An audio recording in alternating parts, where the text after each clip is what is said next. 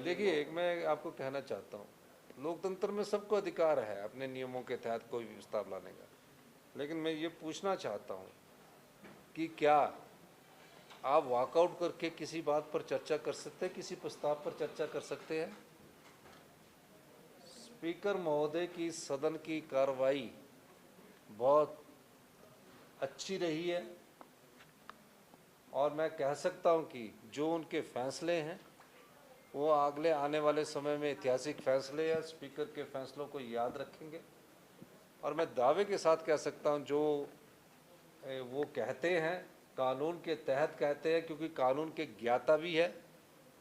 उनकी कलम से जो 6 विधायक निलंबित हुए, सुप्रीम कोर्ट ने भी उनकी बात को माना और वो नियमों के अनुसार चलने वाले हैं।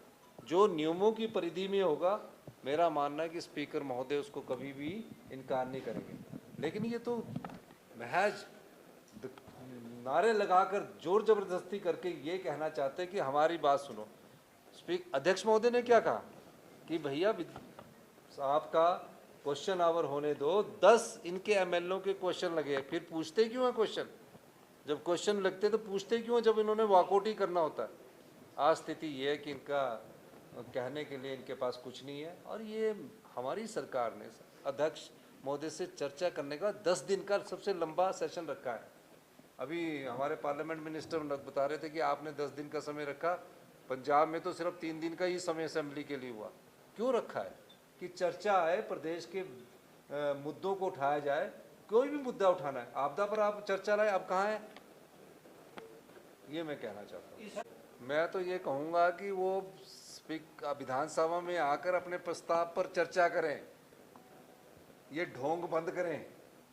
और जनता जानती है, आप प्रस्ताव देते हो, स्थगन प्रस्ताव देते हो, वित्तीय अनियमितताओं का प्रस्ताव देते हो, कौन आपके प्रस्ताव को पढ़ेगा? पढ़ने वाला तो जो प्रस्ताव रखने वाला हो वो पढ़ेगा, सरकार थोड़ी पढ़ेगी। सरकार तो उनका जवाब देगी। आप खुद बताइए, आपने देखा नहीं ऐसा? ऐसी हालत विपक्ष की हो गई है।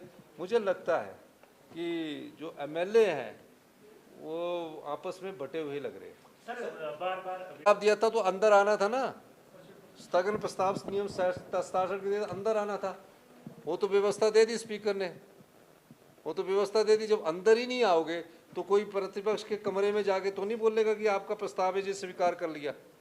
आपने जब क्वेश्चन आवर में अपना वॉकआउट किया उसके बाद ही आप आ जाते। तो महज आपके सामने स्थिति है, किस स्थिति में है विपक्ष? या आप बताइए कि विपक्ष क्या लगता नहीं कि उनका दिवालियापन निकल चुका है? वो जो मुद्दे हैं उससे ध्यान भटकाने के लिए अपना वॉकआउट कर रहे हैं।